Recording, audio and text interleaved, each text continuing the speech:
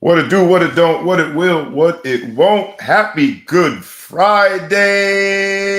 You are here for the Ball Hog Sports Talk, where sports, business, and entertainment collide. A few businessmen get together to discuss sports in a very entertaining fashion. We do it one way and one way only. That's rough, rugged, and raw, even on Good Friday. Today's episode is going by the title, Mark to Market, and is the tales of Nico. You don't want to miss this. It's going to be a great show like we do every week. We're going to combine sports, business, entertainment in a very riveting manner. The crew is in the building.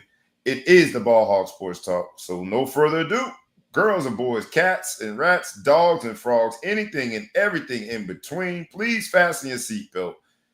Please get ready. Please get excited because it is the Ball Hog Sports Talk. They've been asking for more. You ain't got to say please. We're going to deliver this morning.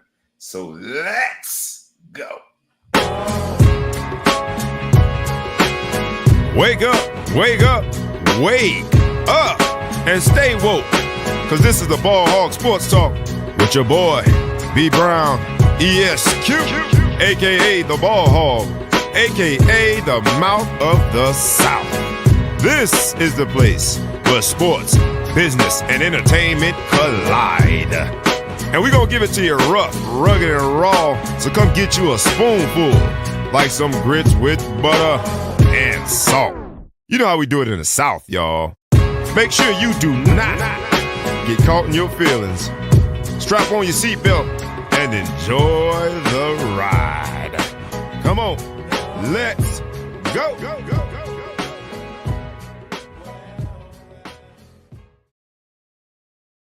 Once again, it's on. Once again, it is on. I get the distinguished pleasure to be in front of this microphone with the man, the myth, the legend, thou who shall be known from being from the Middle Coast, who shall be intergalactically known and respected as. When you say it with a lot of bass in your voice from the diaphragm, because he's been known to open hands. I ain't gonna make you violent. He's been known to act up if you don't say it right. He is the Big Flow Show. What's up, my brother? What's good, man? It's better to be from the Middle Coast than to be from Middle Earth, which is a description that I've known people to throw around to people. Middle Earth is never, that's like saying bless your heart. Bless your heart. Child, please. Man, hey, gobble, what you supposed to say? Bark, what does the Easter Bunny do? Yeah, I think the second one sounded a little more accurate. I won't try to do it, but bunnies don't really make a noise. If they do, it was that noise. That was a commercial. But you can say it one time. Yeah. Thanks, Easter Bunny, bark. Yeah, man, it's Easter, man. Come on, man. Jesus Easter, has risen, everybody. man. Jesus has risen. Has risen. No, Sunday, man. Officially. But this is Good Friday in preparation of Good Friday. Those who celebrate. So we try to wait. Some of y'all on the East Coast already off work because you get off at lunch, typically on Good Friday. So we trying to wait and make sure you straight.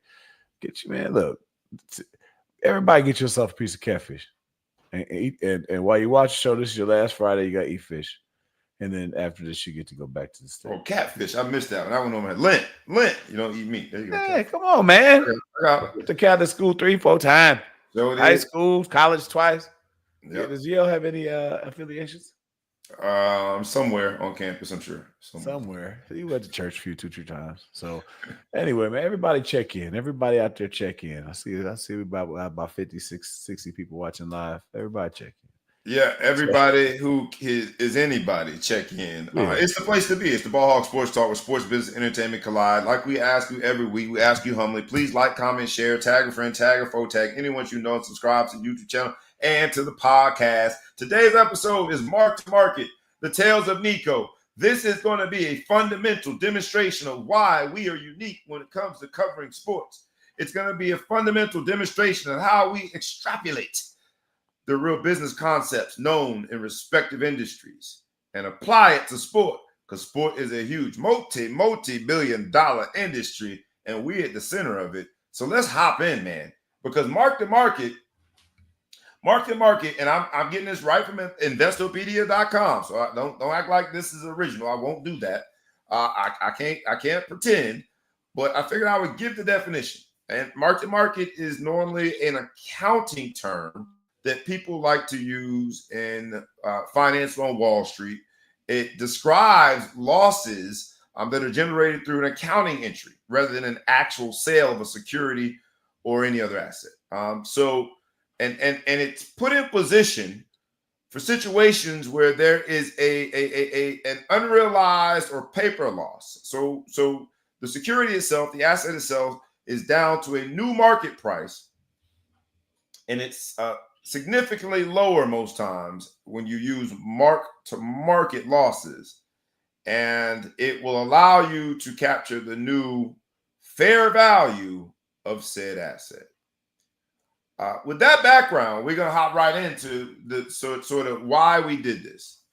And we'll end the show. We recognize FSU was a tragedy. We recognize the Kyron Lacey situation was a tragedy. We'll end the show with a moment of silence. But let's hop into the meat and potatoes of this, because this was inspired by two men.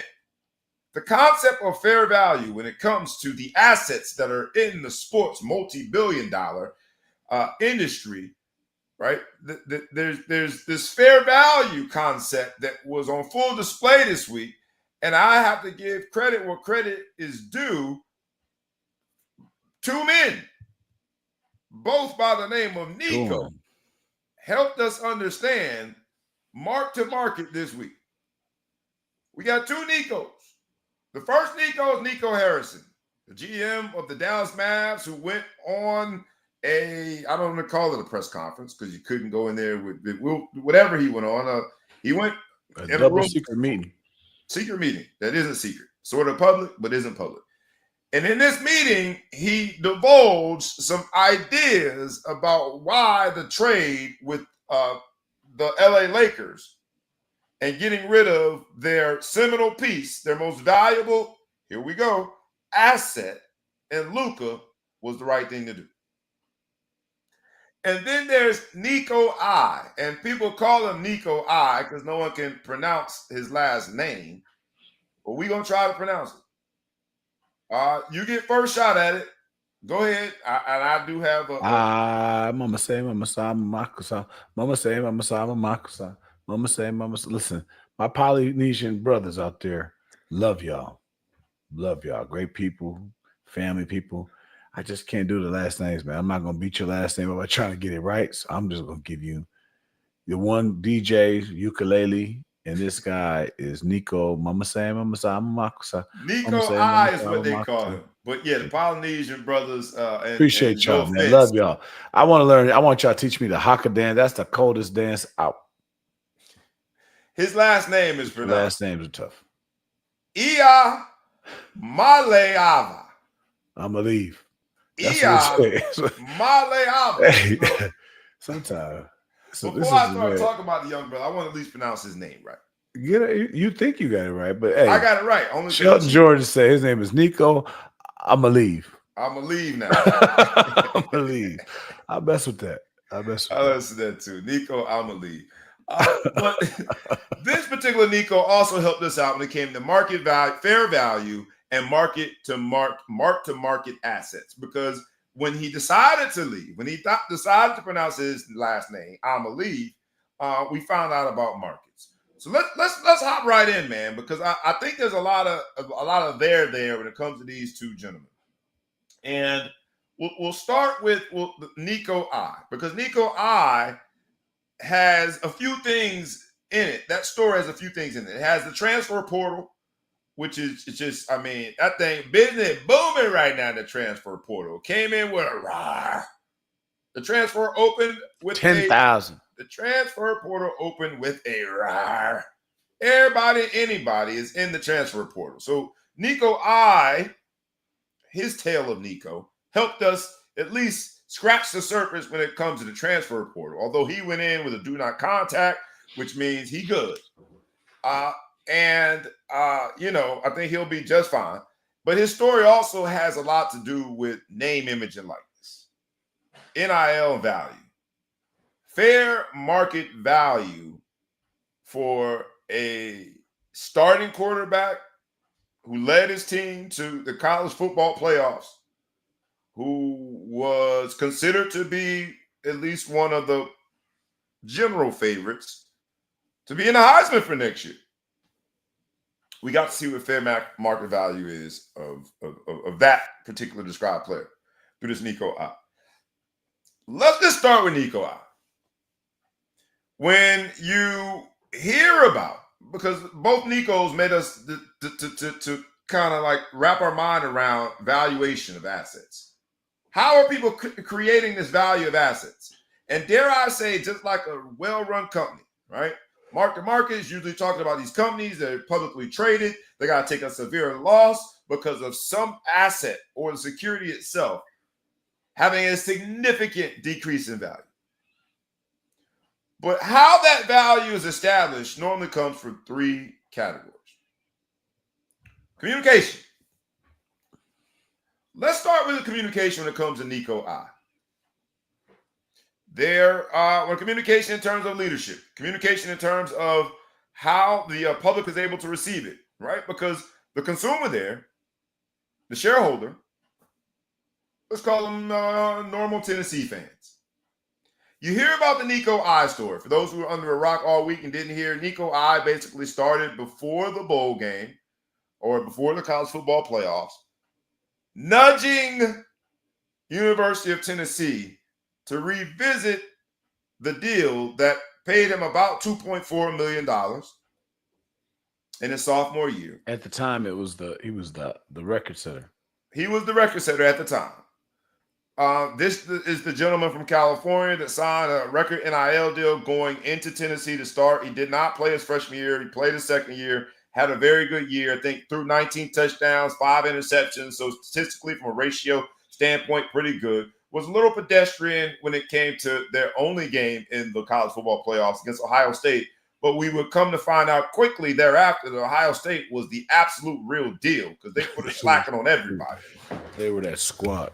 But that was the last game that we got to see Nico I.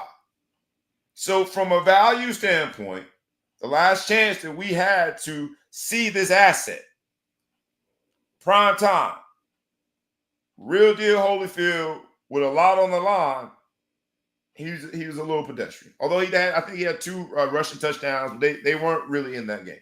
I forgot to look for him in the game. I never realized. I forgot. I was watching the game. He's a starting quarterback, and I never once said, "Oh yeah, this is supposed to be that guy." I don't ever remember that.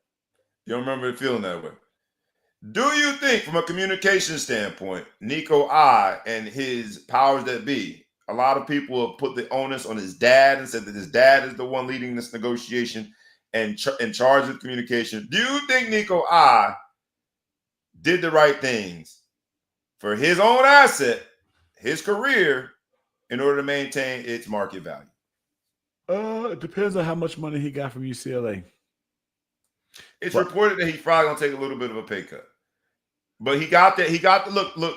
Where you end up is where you end up. There were a lot of iterations of what could have been. People thought Notre Dame was going to step up, and they didn't step up. People assumed that North Carolina and Bill Belichick was going to step up. That didn't happen. Tulane was involved, but Tulane reportedly said that it was really challenging to work with the dad. So you go through all of the misses. Didn't Tulane get the quarterback from UCLA. No, but it's not a sizable pay cut, a haircut, as we call an asset that was worth something one day and now it's worth something less. That's a haircut. It's not a sizable haircut. I think it goes from 2.4 to reportedly around 1.8. I'm bald-headed, and that's a huge haircut. It could be worse. He was looking for a raise and he got a decrease. If that's the only thing he was unhappy about, it's reported that he was upset about the offensive line play and do whatever. But at the end of the day, the offense itself, he was upset about the offense and its lack of productivity. He was probably taking home about 1.6 of that 2.4, probably a little less. But now he's going to take home less than $1 million. Yeah, it's tough. I think he took a slap in the mouth. 2 points. So either way, because the number itself isn't confirmed. Either way, all I'm going to say is this. Your turn. Go ahead. I don't have a problem with getting your market value. We are in the wild, wild west, and you got to scrap. You have a shot clock. Imagine if you could only play in the NFL for 4 years, period. It was a limit. At the end of the 4 years, you got to leave. You have to retire. People would be way different about each year. So he's trying to squeeze all the toothpaste out the thing. Where I'm a little disappointed, is I think these coaches out here, the hypocrisy with some of these coaches and stuff is bad. Reportedly, and this is just the reports, we'll go for it. Let's go with this like this is the truth. Reportedly, that what happened was he was negotiating in good faith, they thought, and they found out he was being shopped to other schools at the same time, and then they felt slighted. Well, which happens with coaches all the time, might I add. But okay, so you kind of have nerve to feel slighted, as far as I'm concerned. you being Nico Tennessee. I or Tennessee? Tennessee has nerve to feel slighted, but I kind of look at supposedly the quarterback or the coach from Oregon is the one who dimed him out. Communication and how it impacts fair value matters. He dimed him out. And my problem with that is every single college in the Power Four, without exception, is guilty of tampering. Every single school. So you decide that you're better friends with the coach than you are. You don't want him, so now you want to dime him out. That's sleazy to me. Guarantee Oregon brought quarterbacks in when they said they wouldn't. They brought receivers in when they said they wouldn't. They brought positions at your position when they said they wouldn't. They've talked to kids at schools when they weren't on the market yet. Everything that they've done has been against what you're supposed to do. But now Nico's trying to do something and you don't want him, so you tell you're a snitch. So I don't really like that. That's slimy to me. But I mean, it is what it is. They obviously didn't think he was worth the money at whatever, and they saw a way out of the contract. Is that what you think? Basically, like, so Tennessee's unwillingness to step up to the plate says to him in this episode of Mark the Market, that's fair value, that he's got his value messed up. There are no morals. There are no standards. There are no, like, everything you hear out of a coach's mouth that is not about winning, losing, and money, whatever, is a lie. It's a cliche. So for him to say, "Hey, look, we love him. We wish him the best. You know, we're just not going to do that." It's lies. Nothing true about it. Just bringing it up. If Nico was worth the money, they would do whatever. If he's not worth the money, now they want to stand back and act like they have principles. They have no principles. There are zero principles in college athletics. Zero. It's how much are you worth? How much can you help me towards my goals? And how much do I have to give you? Deion Sanders, when he's getting in there saying, "Well, I'm not going to buy players." Lies. You're not above anything. You just say that when you don't have the money. Say you don't have the money. So I don't everything the coaches says is full of shit and it's opportunistic. So I gotta at least warn everybody, because you sound like the Grinch that stole the transfer portal right football now. No, yeah, I hate when coaches but get up. You're going through it, so you have a little more personal contact. You went through it recently, so you got a little more personal connection with this topic than others, and a personal experience. I have a lot of stories. I know the inside story too of different people that have gone through in different markets. And you have coaches that go off on a kid, and then they come back and apologize. People that say you're crazy for asking for this amount of money, and then they give you the amount of money.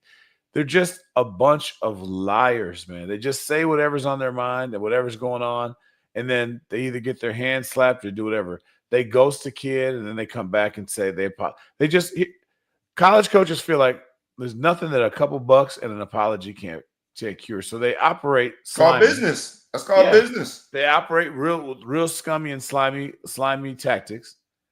And then when something comes up, they can't meet the money or they don't do whatever, then they suddenly have standards and morals or whatever. And it's all lies. All of it is lies.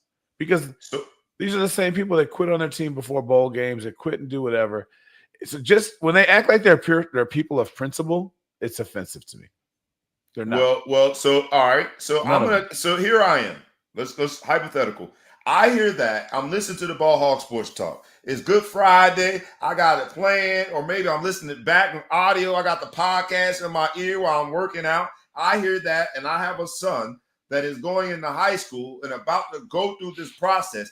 I hear that, and I think I should approach this like a business. And here's 100%. Where I have a challenge with some of the experts on TV over the last several days, personally taking shots at Nico I's dad and assuming that they know more than they know, and immediately putting blame on Nico I versus Tennessee. As my man Chufu Jordan says, he tried to negotiate or renegotiate before the college playoff game, the one that they played against Ohio State, And then he tried again the day before the spring game. He was a no-show, air quote, a holdout. This is getting dangerously close to being the NFL. The terms are starting to overlap. But he was a holdout and didn't go to the last practice prior to the spring game. He did not participate in the spring game because it was announced before the spring game by Tennessee, not by Nico I, that he was no longer with the team. And here's where I'll go into sort of like that hypothetical. As someone entering into this business realm, as someone understanding who's on first and who's on second, I hear that. And if indeed, right, it was Dan Lanning who ratted him out from Oregon, the lawyer in me is telling me before you're having a conversation with any of these other schools, you make them sign some sort of an NDA. You got to protect your own ways of privacy and your own ability to negotiate. I hear you say that it's all lies, and I think that Nico I's dad is a genius. If indeed you've got, what's the Georgia quarterback that went down, that went down to Miami and got all that money? Carson Beck. Carson Beck. Chip. If indeed Carson Beck, but struggled. Carson Beck was a part of a championship team. Carson Beck never won nobody no championship. You would go Stetson Bennett before you went Carson Beck in terms of impact from the quarterback position at Georgia. I mean, Carson Beck was nobody's fill in the blank with odds-on favorite Heisman winner because they led their team through the college football playoffs. He's never done that. So to see what he's getting paid in Miami and to know what you bring to Tennessee and the value that you think you have, I ain't mad at him. Because you're saying that this world is slimy and all it is about getting the right opportunity for you and maximizing and squeezing every penny out of the dollar that is right for you at that time, which coaches have done way before name, image, and likeness and before the transfer portal impacted this whole world. Coaches did do that. Coaches did have certain agents leak out anonymously that another school is interested or the NFL is interested. So it could impact the leverage while you're renegotiating with the school that you're coaching at. That has happened.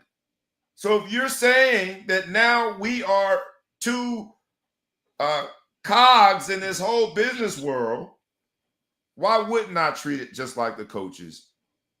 To make sure I'm having conversations before moving on to the next opportunity. To make sure that I control the communication so it impacts positively how I negotiate. To understand the market because it moves so quickly and you got to strike while the iron's hot because you've only got so many years in the right years of your coaching space. Or in this case, for me, for my son's eligibility. Why wouldn't I treat it that way? Nico I's dad might have been ahead of his time and being a little more proactive versus other schools, versus other players and the representatives that are trying to help them through this process. Tell me I'm crazy. You don't need me to tell you that you're crazy. But at the end of the day, I just don't think he had the kind of year that he's getting $2.4 million. Let's not act like he was the lowest paid.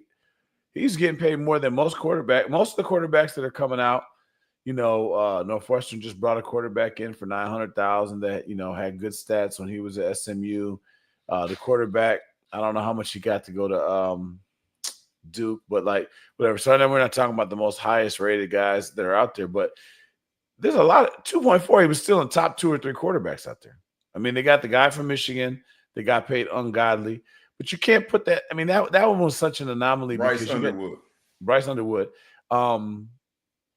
Because you got 2 people who are super rich that love Michigan. They just decided to step up. For Tennessee came and stepped when nobody was getting your contract you had, Nico, then Tennessee stepped up. You sat the first year out, so you got free bread, right? Now you play the second year. They went to a playoffs, but again, you didn't lead them to a playoffs with killer stats. 18 touchdowns is not ridiculous at all. 19 you have under 25 picks. There's people out there with 25 touchdowns, 30 touchdowns. You didn't, and you got to play in the playoffs. So you got they didn't play in the conference championship, did they? Did they? Tennessee? Tennessee. I don't remember who's the SEC championship. That's sad. I don't remember. I don't. But you got some extra games there, so you didn't blow the doors off the numbers. If you did, they would have tried to give you more money. You didn't blow them off, so you're still making good money. So I fought his dad. At the end of the day, he's making less money. Texas 22-19 SEC championship. Sorry, they were in it. They were not. Georgia beat Texas. Georgia beat Texas. All right, so the market is spoken, right? Nobody cares. Like, no one cares about the fact that your dad's talking stuff. Everybody's going to say all that. Again, there's nobody cares about anything except for wins, losses, yards, stats, and whatever. Unless you're doing something that is going to get them picketed, you know what I mean? Like, hurt a woman or a child or something like that, where that's going to really crush their brand. Nothing your dad's going to say. These aren't people that are like brazen in any way. Again, I'm going to go back to the Polynesians in general. Very loving, respectful culture. You know what I mean? They don't have a reputation. And again, this is general speaking, but they don't have a reputation of just being like loud. Good people. Very good church going, loving people, open your heart type people. So his dad may be a little bit of a tougher negotiator, but he doesn't have this. He doesn't have a LeVar Ball personality. You've never seen him. He's been compared to it. I mean, you can say it, but you've never seen him interviewed. ESPN would love to have him on TV. You've never seen him out there. I've seen him, but I've not seen him to be the center of attention. Yeah, he's not that kind of guy. The Tulane coach claims when trying to negotiate with him, that was the exact name that came up. Like, it felt like he was negotiating with LeVar. Tulane don't have the money. That's what you say. It's all bullshit. They don't have the money, or they don't think he was worth the money. That's it. Nobody cares about any of that stuff. It's all lies. No one cares. All that's just saving face. Oh, well, we didn't want to deal with the dad. You didn't have the money. Shut up. That's not. Or you didn't think it was worth the money. My man, what up, Coach Raheem says he should have done what he had to do until he had something lined up. And that sounds very similar to, and he got caught. Way back in the day. Way back in the day before you took on your new hairstyle and became a married man. And before, I got the little gray in my mustache. We were single men once upon a time. And it was, I think that theory that Coach Rob puts out there was a theory that we used when it came to dating. Not me, buddy. Not me. That stuff. I don't know what the hell you talking about. I'm a dad watch this show. I never did nothing like that. Yeah, you talking about. But you need to have something lined up before you. I had something lined up before you. I stayed with the young lady until she respectfully broke my heart, and then after I was done praying about it, then I would go find the next lady. That's what I know. I know. This madness on Good Friday, you're right. That's the right answer on Good Friday. All this madness you're discussing on the layer. But he's got a point. Is this a recorded line? Hold on a second. This is a recorded line. But yeah, I agree. But I'm just saying, like, okay, he got caught, so he went out there, he shopped him. But that's where I'm saying they should have backed off. He was shopping him, and he must not have been getting one of the answers he wanted. He needed to be like, hey, son, you know what? It's not hitting like that. I know I got a friend whose son was going to be in the transfer portal, said goodbye to all the guys on the team. Daddy shopped him, couldn't find no offers. Suddenly he was no longer unhappy. He still said university. And that's exactly how you do it. He checked it out. It wasn't hitting. He said, son, hey, son, I thought it was going to be hitting. It's not. Let's go and get this education. Let's stay where you're at. Hopefully they won't tell you to leave. And that's how you got to know who you are. Read the room. That's a whole different topic for a different episode, because you could be involuntarily pushed into the transfer portal. Say Raheem Malik. He knows what he's talking about. You don't need $2.4 million for nothing. 1.8 is not 2.4. Ask anybody who makes 1.8. Ask anybody you know that makes 1.8. It's not 2.4. 2.4 would be considered a 30% raise. Yeah. Yeah. So 604, 40%. And if you don't think 30% is a big deal, I would like you, when we get off the show, I take Zelle, Cash App, 30% of your salary. Go, let me get it. That's not a big deal. Same money. We're gonna call yours the same money. Just like blackjack. When you get the ace showing, same money. They don't give you, when you say same money, they don't give you, if you have a 2.4 million on there and you have a blackjack and they got an ace showing, you say even money, they don't give you 1.8. They give you 2.4. Right. So let me ask you this, because that was, so from a communication standpoint, what are we grading him out? Did he communicate well to the university? Did he communicate well to the other schools? Were we calling foul on the communication, Dan Lemming diming him out? Because to me, like, Wow. I'm thinking more, I put on my attorney hat. I'm just like, if somebody should have helped him navigate the process, but I don't think he did anything wrong.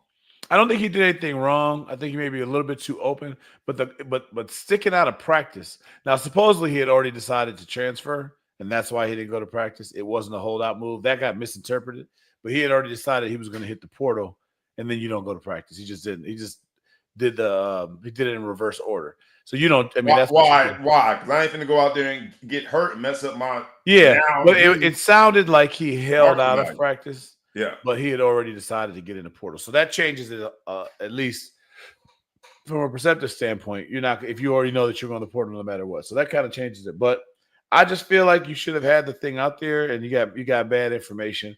These are uncharted territories. People don't know his son. He loves his son. He thinks he can get more for his son, and he tried to do a little too much. Looks like he got a little bit greedy. Listen, I'm just gonna say my son's got a couple years of eligibility. If y'all want to offer him 2.4, I promise you we are not going to hold out. Leadership. Leadership is another way when you look at a company, you look at an asset, when you look at a division within a company. Leadership is normally one of the things you look to in terms of being able to put a real value on that asset, on that division, on that company, or whatever the asset is. You look to leadership. When you think of Nico I, and you know, Dad is in his corner. You talked about the Polynesian community largely being known as, lovers of life, great friends. They got your back. They you know, you want to go to some of the celebrations. These are good people. From a leadership standpoint, you also then got to look at the University of Tennessee, right? Their coach made a decision as well.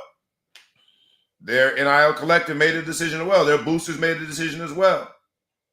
But come next January, if the University of California, Los Angeles, UCLA Bruins are marching into the damn playoffs because Nico I out there acting a donkey, somebody got to answer some questions in terms of leadership. Because the market value of a quarterback, playoff-bound quarterback, is what it is. Did leadership on both sides get this right? And how does leadership get us to this point in terms of defining what the market value is for Nico I? I don't think he's in the right place. I mean, obviously he was making less money on a worse team with worse outlook, right? So in the SEC, where he's going to constantly get weapons, I know that he tried to say that we don't have the right receivers and we don't have the right line. He's still in the SEC. He's still getting great receivers, getting a great line. Now he's at UCLA that has to get people through admissions, that has a much more difficult time. He's never going to make the playoffs. He's never going to win the Big Ten. He's never going to make the Big Ten. I like what they're doing at UCLA. They hired the young brother. I like what they're doing at UCLA. Okay. They should be all right. You like it. But if we were in Vegas right now, you wouldn't put any money on. I ain't put no money on UCLA. Not right. You don't put any money on it. I'll bet Tennessee before I bet UCLA. They're closer. Josh Heupel's offense too is ridiculous. I mean, the stats. That's another thing. Josh Heupel's a stat creator on offense. I mean, he was killing. But it wasn't happening. Yeah, who's throwing the ball? The guy that wants $4 million. Here's where the market value is, because they're both looking at each other. Like Nico I is looking at the offense, and he's in those meetings while he's saying the right things. Well, we wanted better receivers and better linemen. That's a lot easier to say than this man got a trash ass offense that just happened to be working. He was lucky for a little bit. This ain't where it's at. I done spent all my time in these 7-on-7 camps, all the most prominent quarterback tutelage Google me opportunities. Google me. I was the man before I got here. This offense is holding me back. And then, like you said, the coaches are looking at him like, well, look, we've had quarterbacks put up big numbers. Something's wrong with you. From a leadership standpoint, where are we going to value both of these leaders? There's two groups of leadership here. Nico I and his dad and the people that made the decision. And then you got to at least examine whether or not the powers that be in Tennessee. Because why did Dan Lanning snitch and dime him out? Why the University of Tennessee poke their chest out and say, we're not going to be held hostage? It didn't have nothing to do with this particular situation. It's because they don't want to set precedent. And so I think leadership beyond Tennessee, leadership for college coaching, leadership for the good old boy club, leadership for the protecting the sanctity of having some leverage. There was a lot on the line here. And I just want to know if leadership got it right. Because by walking away from this young man, we shall see who got it right. So let me just throw a little stats out here. I'm going to try to dig a little deeper. We're going to do this in 2 parts. So Josh Heupel became the head coach in 2021 using someone else's quarterback, most likely. Obviously, he could have had a transfer. Averaged 39.3 points a game and scored a total of total points 511, 7th out of 130 in national ranking for scoring. 2022, 46 points a game, 600 total points, first in the nation in scoring. Then 2023, 31. This is the first year of Mama Sama Makusa, and he came in there 31 points. They didn't, and he wasn't the starter, but first year, yep, he was there. Could have started, didn't. Yep, I think he played towards the end of the season. He got snaps. 31 points a game, 413, 37th out of 133. Last year, 35 points a game, 464, 13th out of 134. So all I'm saying is without him, they were 1st and 7th. With him, they were 37th and 13th. All I'm saying is if it's Josh Heupel, is the sky falling because you don't have him? That you need to give him $4 million when I don't even know who I think you don't know that until next year. Facts. Because that's another thing too. We don't know what was in that room. He may have had a guy out behind the room. He's like, man, I could bring B Brown up in this joint and throw him in there. He gonna get me. So let's find out where they are at UCLA next year. Let's find out what's gonna go on here. So this is the new normal. Is unfortunate. This is the new normal. What do you think about the leadership? This is really the new normal, fellas. I mean, this is how these terms are going to be negotiated. This is the leverage that the players feel that they are gaining. This is the situation that the colleges, in this case, it was University of Tennessee and the SEC, they're trying to protect against. This is the tug of war. Both sides are holding the rope. Leadership standpoint, from Nico I side of the equation, how do you value leadership? What are you grading him in terms of how he got here? What are you grading leadership for that team that brings us here, where he did get UCLA, he did take a haircut, or AKA a pay cut, but he will always be known for having raised his hand and said, damn it, I'm worth more. Pay me or I'll leave. You know, I say the man, in the famous words of Coach O's, God bless him and his family. God bless him. Go on. Now you over there making less money. You had to bring back one of the whips, right? You're in LA now, which costs way more than it does in Tennessee. You had to turn in one of your whips. You got to do something a little different.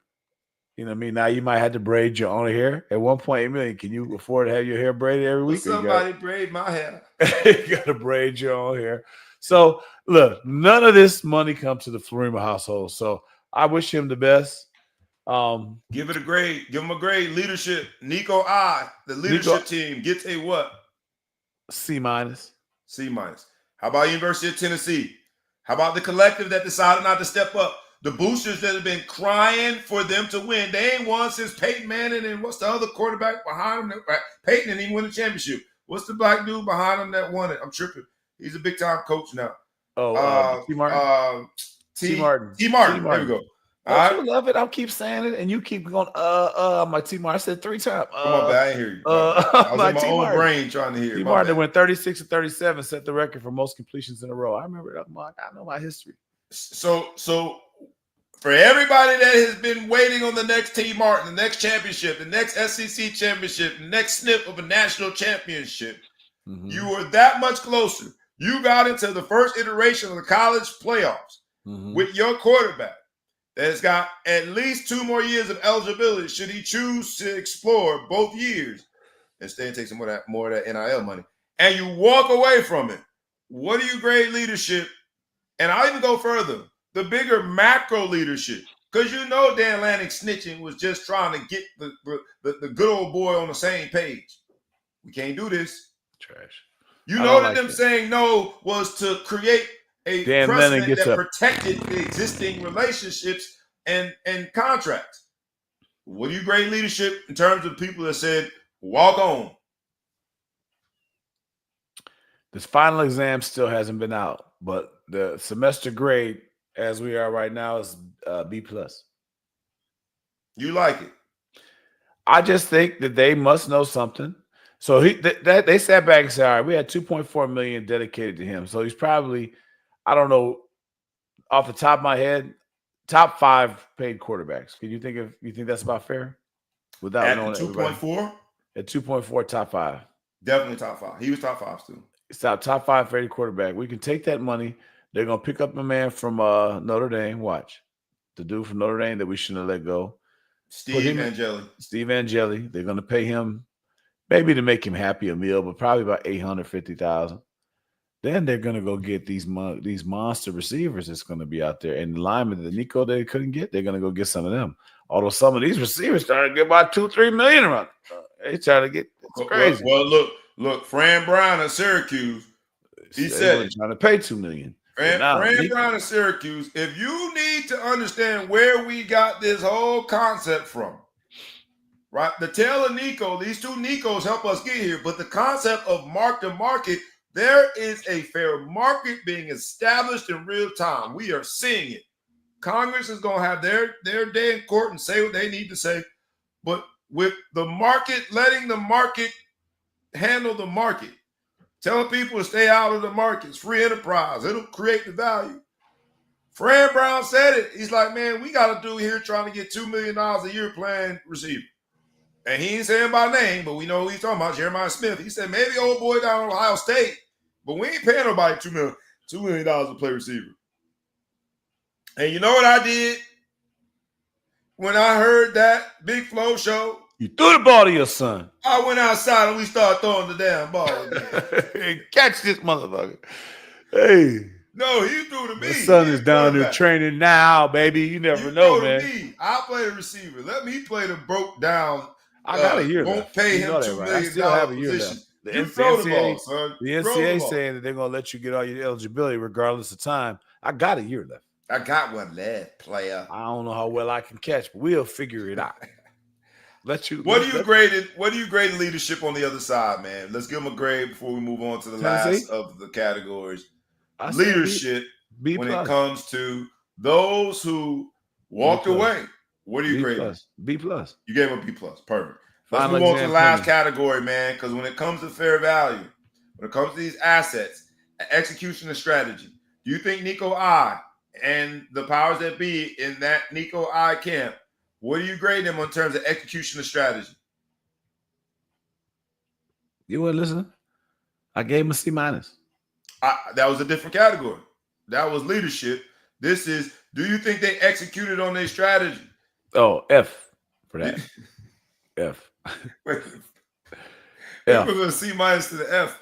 You went down. Yeah. You try to get more money, you got less money. F. How about University of Tennessee, the powers that be, their boosters, the college football world that was trying to prevent from this precedent? What do you give them in terms of execution on their strategy? I have to give them an A because so many people out there are so happy that they seem tough and their false narrative of actually caring and saying, hey, God bless him and his family. He's been great while he was here. We love him. His family's fantastic. Just so you guys know, when Coach Holtz talks about your family, he thinks you're trash, right? When you go, Bobby Brown, he's got such a great family. That's bless your heart. Whatever the hell that y'all say in the South, that is the equivalent of bless your heart.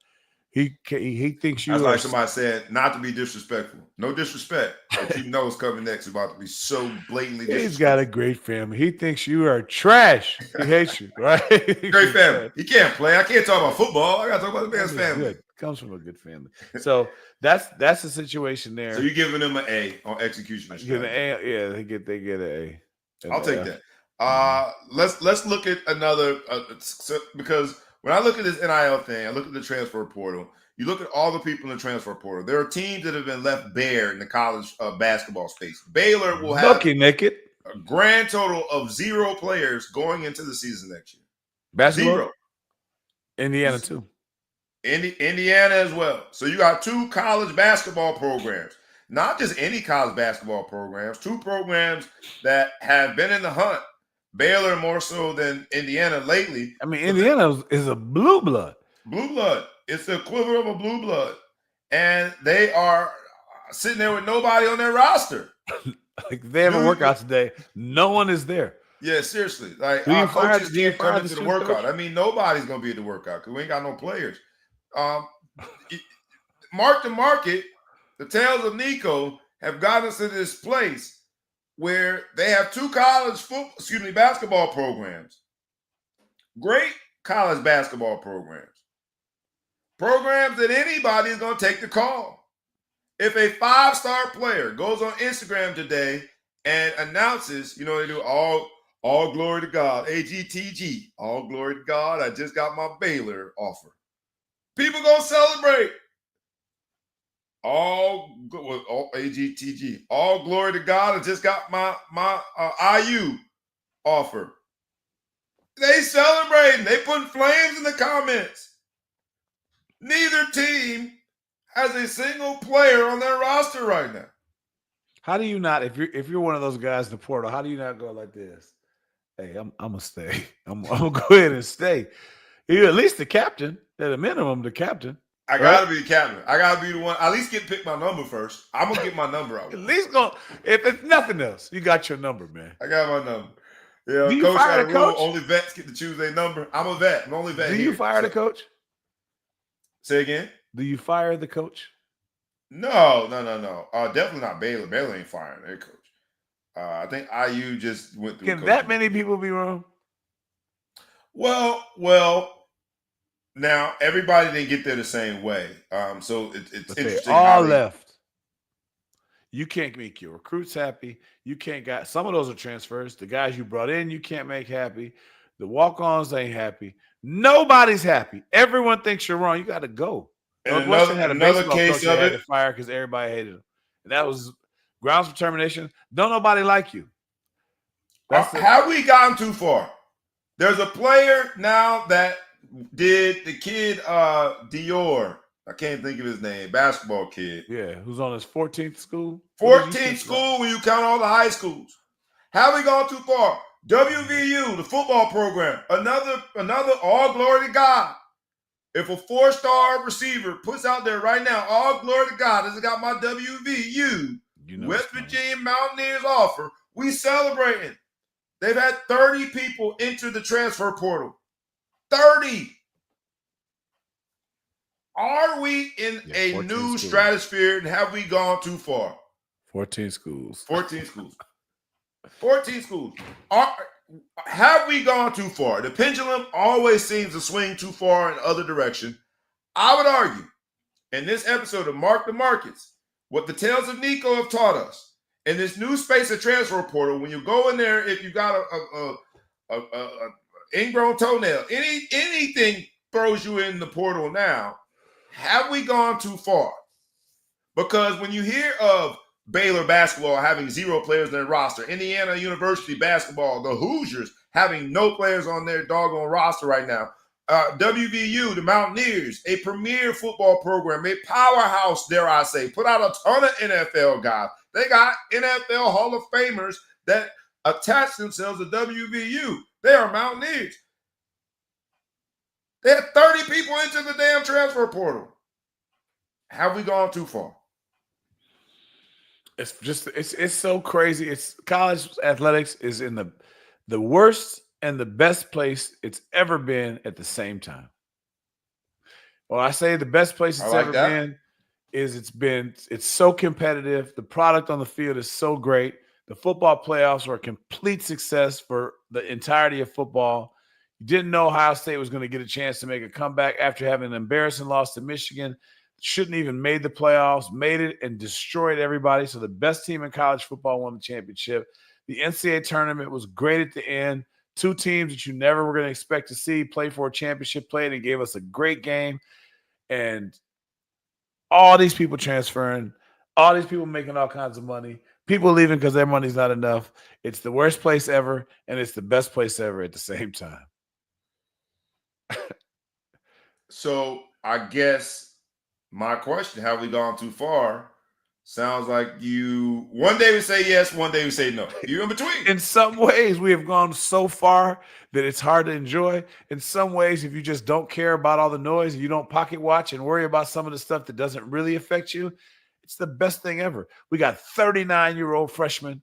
We got people out there. They're saying, who is this? Who do they say? This quarterback. They were just talking about a quarterback the other day, and he said that his high school rival was Brock Purdy. Oh no. Brock Purdy on his second thing. He got the quarterback that's coming out of Louisville, trying to go to the draft now. Oh yeah, he's 75 years old, right? And this dude, his high school rival was Brock Purdy. Brock Purdy did so well, he got another contract, and they already questioning his future. Like, that's how long he's been in the NFL. They've already had a chance to change their mind on him a couple times. Right? You know what I'm saying? People are like, is he the guy? Do we draft? Hey, they're already thinking, do we draft a quarterback in this draft? Give me the fair now, market that would be value. the funniest thing ever if they draft this dude to be the heir apparent to Brock Purdy when he doesn't make it. I mean, but that's how crazy it is. So give me fair market value of the transfer portal. Are we buying? Are we selling? Are we bullish or not? Are we bearish? You know, I was very happy to see what you're saying. It's hard for me to give a score, so I'm gonna give a long out answer so I can be like a politician and just kind of avoid it. But like, I like the fact that the Syracuse guy got up there. He should have had a cigar in his mouth when he was talking, but he was like, he must have been dropping jewels when he's like, "Oh, receiver ain't worth $2 million." But the same guy was like, "Look, man, sometimes you get in the portal, but sometimes I'm gonna put you in the portal." Right? He was very honest. He was very honest, but everybody does honest of anybody. Stanford put people in the portal. When Stanford did it, I said, damn, we done got to Stanford now. If one place doesn't value education and they're putting people in the portal because they can, the horses are at the stable. There's been Big Ten schools I've seen a cleaning house. Bunch of people I know, kids are getting put in the portal, whether they're saying go in the portal or whether they're giving you an offer you can't accept, whatever it is. You know what I mean? My son wasn't put in the portal, but at the same time, I feel like they knew he was going to get in the portal, right? Because the treatment wasn't there. So they may not tell you had to go, and they never were going to tell my son he had to go, right? But if you care about the sport and you like to play it, if you're just out there to hustle for an education, God bless you and your family, and let's see what you can go do. There's some schools out there that are going to let you finish. I think most schools, like Stanford, when they kicked a bunch of kids off the team, they said, if you don't want to play, we'll I don't know if they medically retire you or whatever they do, but they let you sit there and go to school, but you're done playing football. Notre Dame's been doing that for years. You know, you see Notre Dame every July, somebody medically retires, and you're thinking, did you just take a hit during the summer workouts? What happened now that you didn't know? That's a good catch-all because we always are hurt. Everybody's always hurt. Yeah, the ingrown toenail can't stop growing. Medically retired. But, kids had to go and look at it. So just like affirmative action was meant to help blacks. Who did it help the most? White people, right? White women got more jobs by a grillion over black. Blacks are like fifth on the list of what affirmative action was created for, and they're fifth on the list of people to benefit. So what I'm saying is everyone thinks that the transfer portal helps these students and makes everything so great, helps the schools 10,000 times more. 40% of the people never leave the portal. In our day, there's guys that went to college. Hell, I'll even put myself on that list. Got to college, school wasn't happy with you, and I stayed and got my ass a degree and a couple master's classes, and they couldn't do much about it. Now, get in the portal, nobody picks you up, never to be seen again. Who's benefiting from that? The colleges. All right, so give me your last grade. I'm gonna push you because we getting out of here soon. It's gonna be a shorter show today. We getting out of here soon. And I gotta push you on it because you were in that group text. Mm-hmm. You were in a group chat with a whole bunch of former players that are sounding like old grumpy, the Grinch that stole the transfer portal, upset about kids transferring. And this particular one has a Notre Dame undertone to it. So without divulging what anybody said or who's in it, I will just say broadly that the Steve Angelini transfer, the quarterback at Notre Dame who came in and got some good reps in the championship game, or the game right before the championship, sometime in the playoffs, and was considered to be the next guy, is transferring. So here's this group chat with all former Notre Dame guys that all played. Some of them played in the league.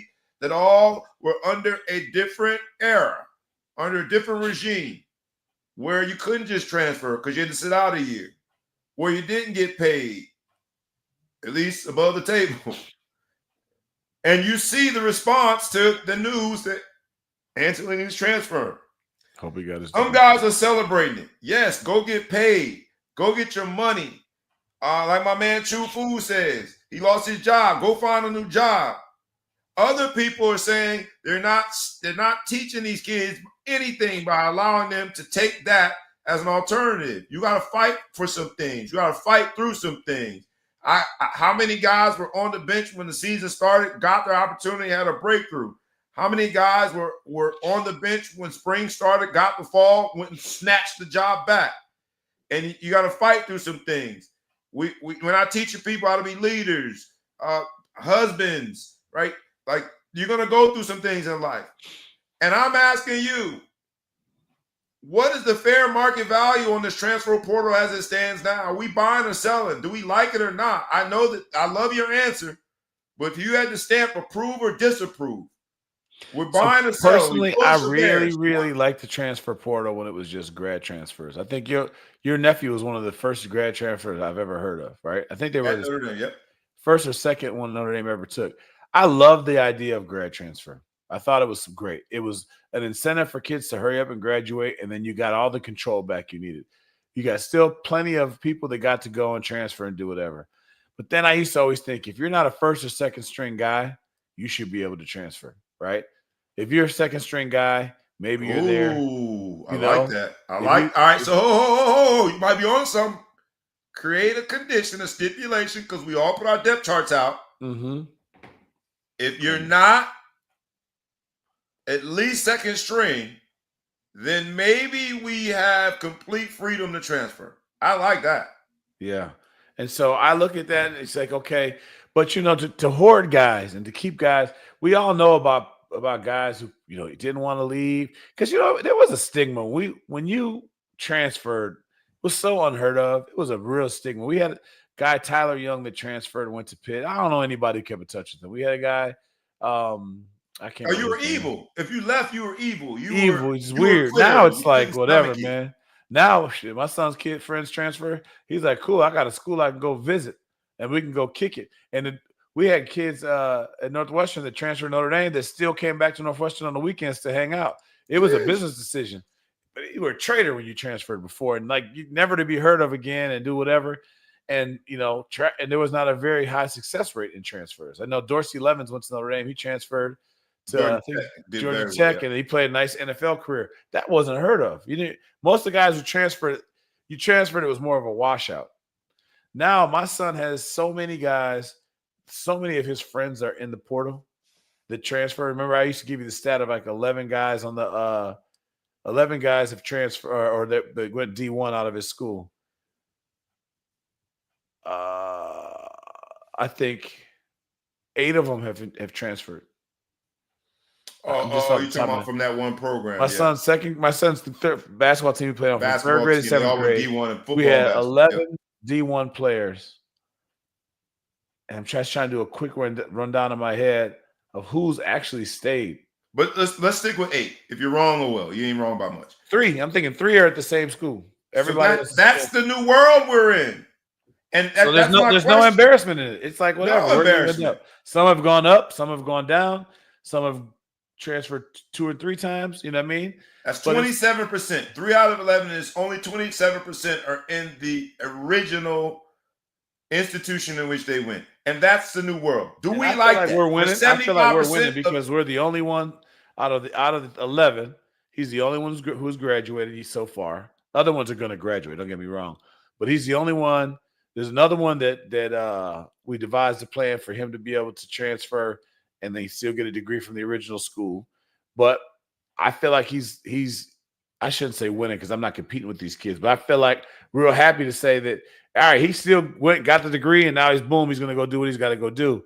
Unfortunately, a lot of these kids are transferring, not these kids specifically, but kids in general are transferring and they're not going to get a chance to graduate. Some of these kids are transferring and going to better schools and they're holding their degree off intentionally so the next school can give them a better degree. I like that. But it's a game that the schools are ultimately winning because a lot of these kids there. What I would like to see happen with all this NIL revenue share, now we're realizing there's more money out there than we need to.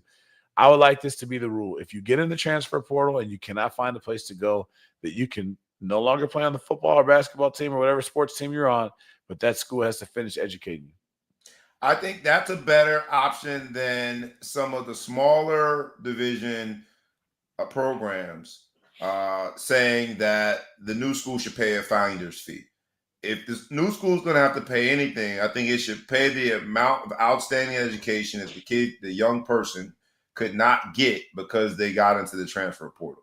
That sounds slave trade to me. Say again.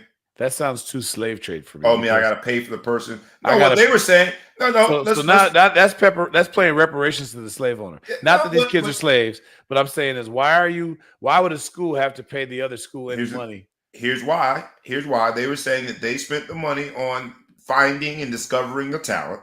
They spent the money on development of said athlete, and they don't get to recoup any of that. And they don't see themselves as a destination for other transfer portal options. And so you're taking an asset away from them. And so the finder's fee would just help them go recruit the next talent that might have been overlooked. It's kind of like ATM fees, right? Like, who's winning? The guy with the most ATM machines, I guess, right? But like, if Bank One or let me think, Bank of America has to pay JP Morgan Chase the ATM fee because of the money got taken from one, but then they got to go back and forth. At the end of the day, one of them nets 10. You know, it's like me and you betting on golf. We bet $5 a hole. At the end of the thing, I owe you $5. Waste of time. Like I won, you won. I won, you won. Right. So I would say. Now, if you're going up from FCS to FBS, that's what they were saying. FCS to FBS. I can see that because you are taking it, and I do believe that in the next 5 years we're going to see this the norm. The superstars out of high school are going to go right to the bigs, and they're going to go to FBS, Power 4 conferences, make a lot of money. Everybody else is going to, I think, D2 and JUCO, especially JUCO not counting. All these lower levels are about to get really good. They're about to have a lot of good talent, and there's going to be a lot of stuff sitting there. You just saw, again, because my son's going to a D2 school right now, you just saw the Ferris State quarterback just left Ferris State, balled out, and now he's going to go to Ole Miss.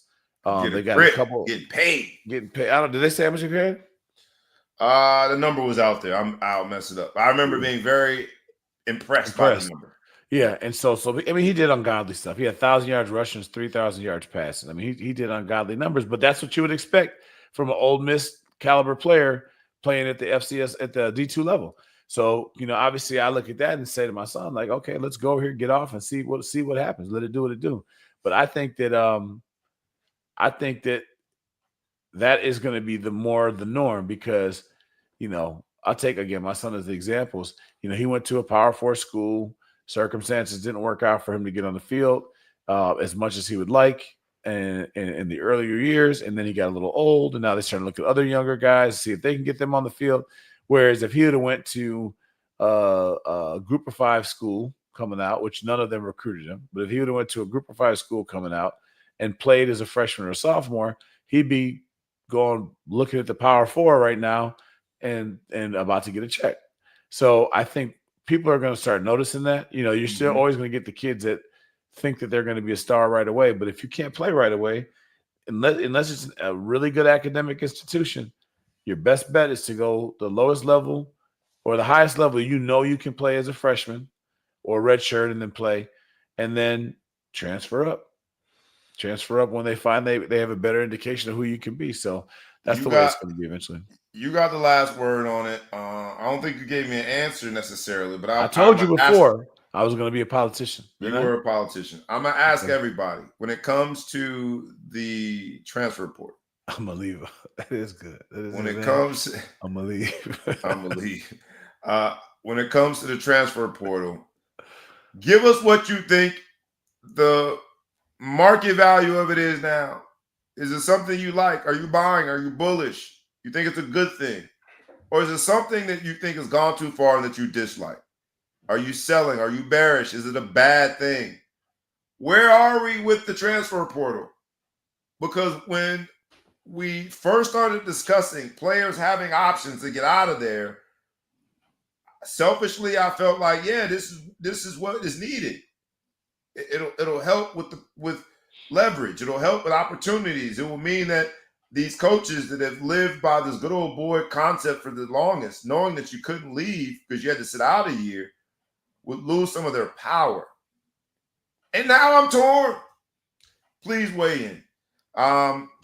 We got to move on quickly, man, because the Tales of Nico also have somebody else.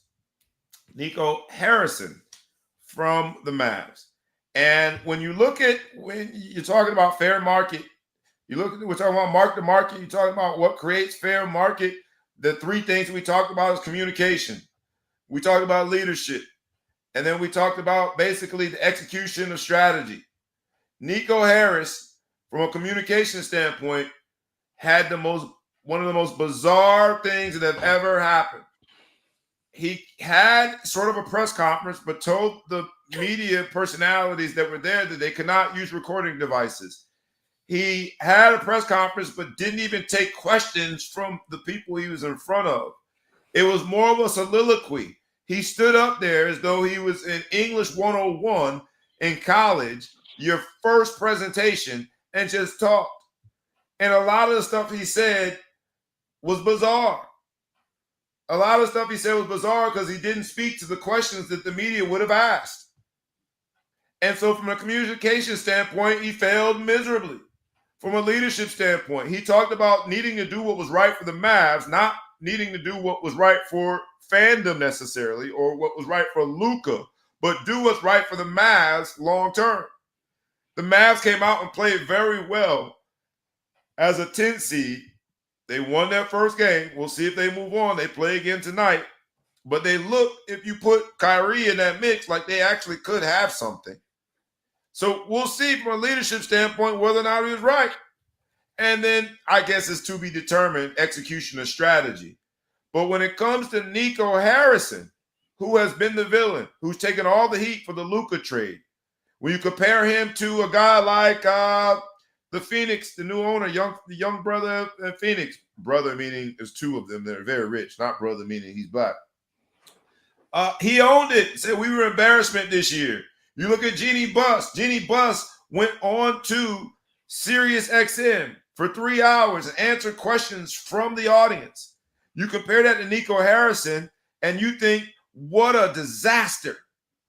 And so the fair value, because he talked about how they wanted to win with defense, how they're going to win the championships.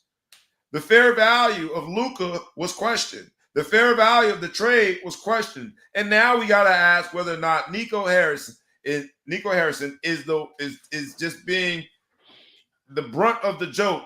He's taking all the heat, but did he do the right thing for Dallas? That's how you get to what fair market value is. Is Dallas better off having not paid Luka, who doesn't play defense or not notorious for playing defense, and has gone through, not to be a body shamer, but has gone through different iterations of what his body looks like. We don't fat shame on the show. Don't fat shame on the show. Fair market value, what do we think about Nico?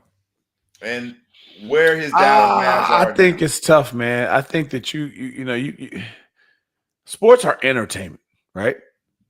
Fact. At the end of the day, sports are entertainment. We're fighting for entertainment dollar. You've got a guy that's an international appeal. Luka, rising star, one of the best in the NBA, best 5 players in the NBA for sure, right? Or would you disagree? Nope. Best 5. One of the top players for sure. Let me say this: he's in a lot of people's top 5, and I guess if we sat there and he's not out of anybody's top 10. Do that. Definitely not out of top 10. But from a star power standpoint, right? You've got a white guy from another country that is likable. He talk a little shit, so it's not like black people don't hate him. Like he doesn't have the Larry Bird factor where black guys don't really like him, or Christian Laettner. No, he's a white dude with some swag. So the black guys like him. The white dudes love him. He's international with his. He'll drink a beer after the game type of guy. He's whatever. He got a little fat to him. He'll chug one with you. He'll chug one with you. Got a little fat to him, so you get a little something.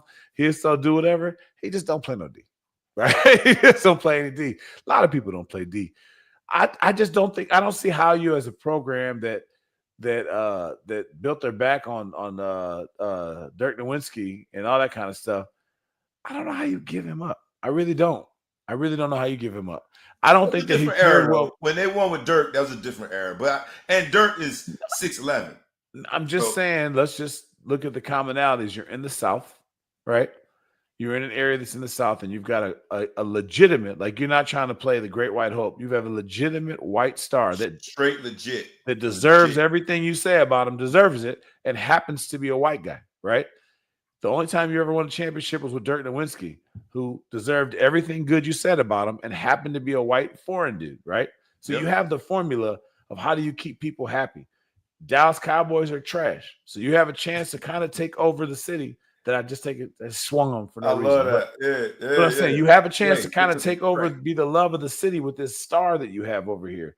You made it to the playoffs with the guy you lost some games. I don't know that him and Kyrie played well together. I think there was too much standing around and watching. I think what Nico said is for the 2.5 quarters that, not him and Kyrie, but he talked about the new mix, which was baffling to me. He was like, for the 2.5 quarters that they did play together. Oh, him and AD? But you went and got the dude who's always hurt, and then the guy who just got hurt. I feel terrible for Kyrie, but you almost forget that he got hurt.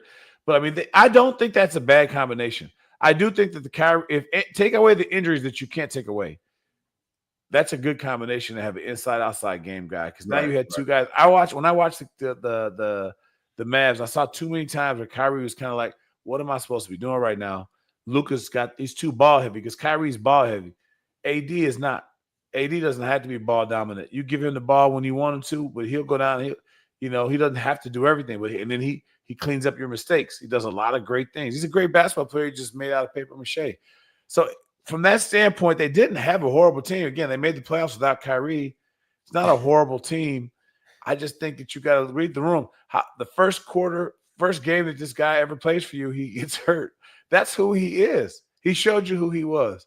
And all of a sudden, all the fat jokes that you had about Luka, he seemed to be in pretty good shape to me. Like, I feel like you could have just had a sit down with him. Mark, you might get comment of the day. He said Cory Booker looking at somebody, Nico Harrison. Well, he going to stand up there and for 25 hours, he going to make a point. Just talk. One would argue that's what that press conference was, a filibuster. He just sat there and talked. Filibuster, about nothing. I'm not taking your questions. And don't record me. I just think that the brother took a lot of heat, man. That I get it, but the Lakers were in a situation where they had to do something and had to do it fast. Nico Harrison and the Dallas Mavericks, I think, took advantage of their urgency to get something done now. Why? Because the window for LeBron, everyone knows, is closing quickly. So I don't know, man. I don't know. Fair market value of the whole thing, market to market. Let's talk about Nico. Do we think as a leader, as a communicator, as someone execution of strategy, what do we give him? As communication, what are we giving Nico grade-wise?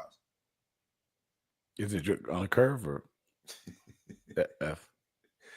I put it on a curve. You compare him to the Phoenix dude and Jeannie Buss, F. The leadership itself, the style. Because he said, basically, my job is to do what's right for Dallas, not what's right for Luka. I'm doing what's right for Dallas for now and into the No one's asking you about that, about Luka. They want to know what's right for Dallas. This is an entertainment game. You got rid of a face of the NBA guy. Global face of basketball. Basketball, right? Yeah. For a guy that has one eyebrow. It just doesn't make sense, man. It just doesn't make sense. You at least got cheated. If we're going to evaluate this deal, you got cheated at least one eyebrow because one dude has two. Come on, man. Anthony Davis is a great basketball player when he's healthy, man. He is one of the best in the NBA when he's But healthy. you can't say that sentence without adding the qualification. But he ain't gonna be there. Yeah. Street clothes, baby. And he got one eyebrow. All right, so leadership, what are you giving him? Grade. Leadership, Nico. F. And then execution of strategy. I guess that's to be determined because his strategy is long term. That's what he said in the Jibble Jab. Yeah, that's to be determined. The final, but I'm giving him a B on that because I do think this team is in the playoffs right now without their best player. If they win tonight, they are the 8th seed. They're the 8th seed without their best player. But fantastic 8 seed going to play OKC. So this story will end. I mean, yeah, in 4 games, he can start working on checking on Kyrie, see how he's doing. But yeah. I mean, I think that's the problem is they're there. I don't think it was a horrible. I thought in the short term, honestly, when the trade first came out, I thought in the short term it was going to look like Dallas is on top. That's what I thought in the short term because I thought I just couldn't believe AD would get hurt in the first game, and then for Kyrie, that thing was such a freak the way Kyrie got hurt, just driving the lane, non-contact. Yeah, but like if they would have played together, I thought they would have been a monster combination, better than the Luka combination. If anything, you move Kyrie. I mean, I like Kyrie, but you almost had to move him. They did not. Him and Luka did not play well together. I don't think that was a good combination. But I don't think that the answer was to get rid of Luka. Yeah.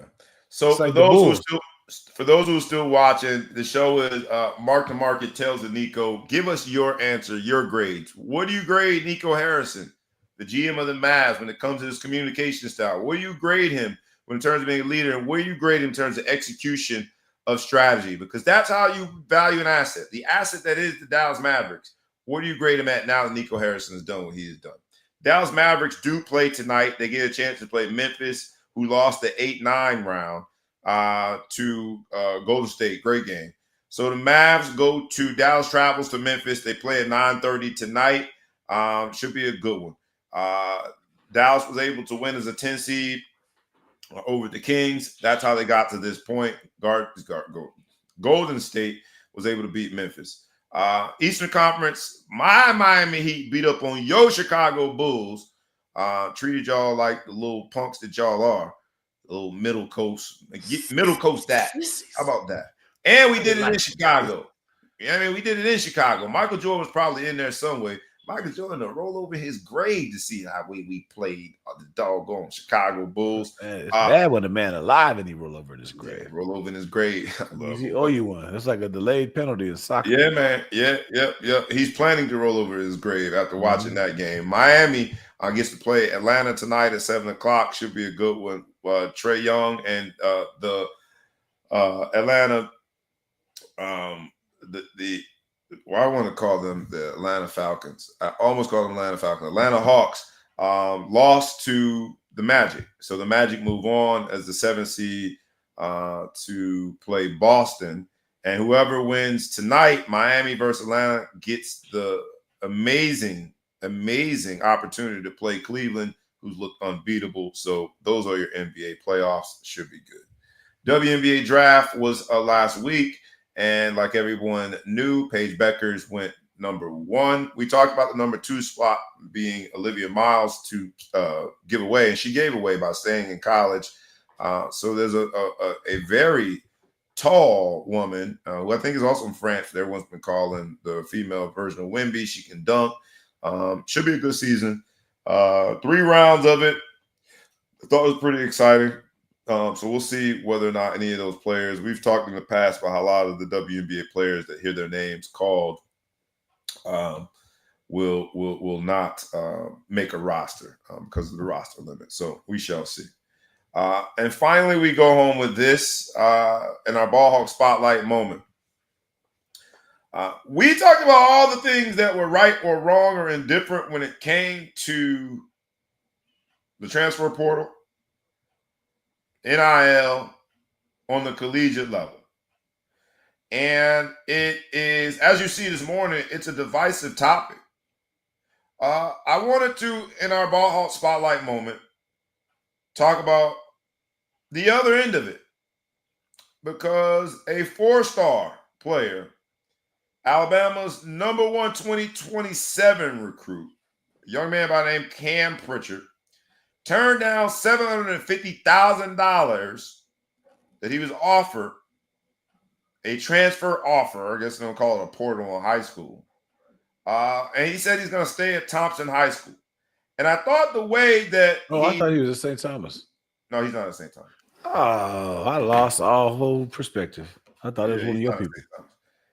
He's at Thompson in Alabama. But he says, first of all, I'm so blessed and grateful to even be considered in that way. It's really an honor and privilege that I do not take lightly or for granted. Having said that, I truly believe that God has a plan for my career and for my life. As long as I allow him to guide my path, it's important to me that my legacy is built on integrity, hard work, passion, and faith. I want to do that at Thompson, his existing high school. Look, man, market value of that decision. He just turned down $750,000. I can model it right now with a very modest return over the next 20 years. I know that $750,000 will get me to $3 million in no time with modest returns if I just keep it in an interest-bearing account for 20, 25 years. Do you think he did the right thing? Because this is going to come up more and more.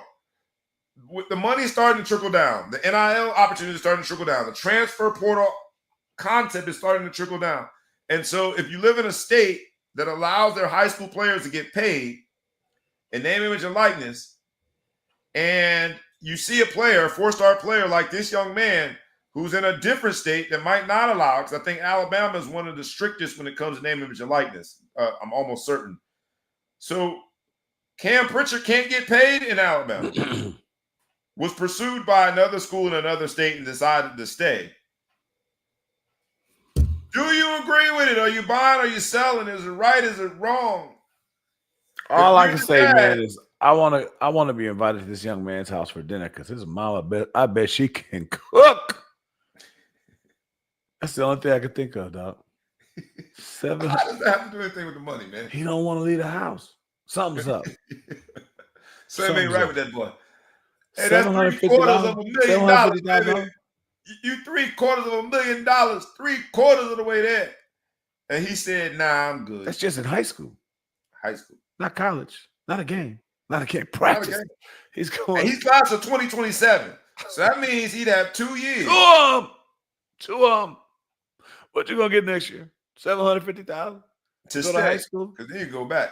And imagine, I ain't trying to do this because I got a daughter, but I gotta imagine the experience is gonna be pretty nice, dog. You walking through those halls as a $750,000 man in high school. In high school, he can't even drive yet. I don't know what the Alabama driving rules are, but he's probably 16 years old. He walking through there over there. He could pick anybody, girl, coach's daughter, who you want. Let's go, baby. Only thing I can think of is mama can make food like you have never eaten before. He's a big old lineman too. You know, you like his food. He must not. But me and Reg or me and Bella would be wherever that high school is. We'd be straight. $750. $750. He'd be over there at school. Nothing is that serious, man. I love everybody, man. Phone call, FaceTime and stuff these days. You do. You're taking the $750. As a dad, you're suggesting to your son strongly. You're gone. Unless he's playing for the Klan high school, he's gone. That's the only thing. That's the only thing he can't do. He's not converting to nobody's religion. But it is refreshing, man. His reason is most refreshing. He talked about wanting to be known for, in his statement, because he did a better job than Nico Nico Harrison, than talking about what he did. I truly believe God has a plan for my career. I believe that God tried to pay you for it. That was his plan. God said, when you say, God, show me a sign, $750. He said that's you could have tithed it, man. Now God be like, what else I got to show you? Right, man. The God's kingdom needed that 10%, brother. I don't normally get those type of messages. Think about that. On Good Friday, that you man gave God $75,000 out there, and you just lost your blessing. There was a blessing He put for you, and you didn't even try to take the blessing. Walked away. So don't go to God now. What else you want God to do? But He did say it's important for me that my legacy is built on integrity, hard work, passion, and faith. I'm wishing that young man. I want my legacy to be built on $750. Cam Pritchard. Shout out to you, Cam from Alabama. This has been a dope episode, man. Mark the markets. You understand now what that means. Taking a loss from a accounting standpoint, you're taking a loss, right? And you are appreciating in real time the unrealized or paper loss and marking the asset down to its new market price. Nico H helped us understand that. Nico I when it comes to his own career, Nico H when it comes to Luka. I'm gonna leave. But I'm love gonna leave. But fair market value is an interesting way to think of these concepts because Ball Sports Talk with sports, business, and entertainment collide. As businessmen, we got together this week to discuss sports in an entertaining fashion. But the business within sports are the foundation of it these days. When it comes to name, image, and likeness, when it comes to the transfer portal, all the way down now as we see the high school level, we're definitely in the new frontier. It is Good Friday. So before we go, we want to acknowledge two tragedies that happened. Kyron Lacey from LSU, his dad came out and said that he really wants people to focus on mental health. Kyron Lacey was the LSU guy who entered into the draft, but his draft stock plummeted when he was in an accident that, although he wasn't in the accident, he caused it and fled the scene, and so was facing some criminal issues. There's a subsequent interaction with the police. I don't know how that happened. I don't know the full story, but it does seem as though he took his own life before the police could get to his car. So his parents and loved ones, teammates, people that are left to deal with the void were all questioning, could I have seen it? Should I have spoke to him? We're going to do a moment of silence. And then on the campus of FSU, there's 2 dead, 6 injured. I think the latest number was 6 injured. It was a sheriff's deputy's son. So somehow her son got access to her gun, used that gun in what was a shootout on campus. He was shot as well, but did not die. So for all the people involved, the tragedy, the 2 students, I think they were students that lost their lives, and for Kyron Lacey and his family, and the victims and all of these situations. There's a 78-year-old man, the Kyron Lacey initial accident that lost his life. We're going to do just a collective on Good Friday, a collective moment of silence starting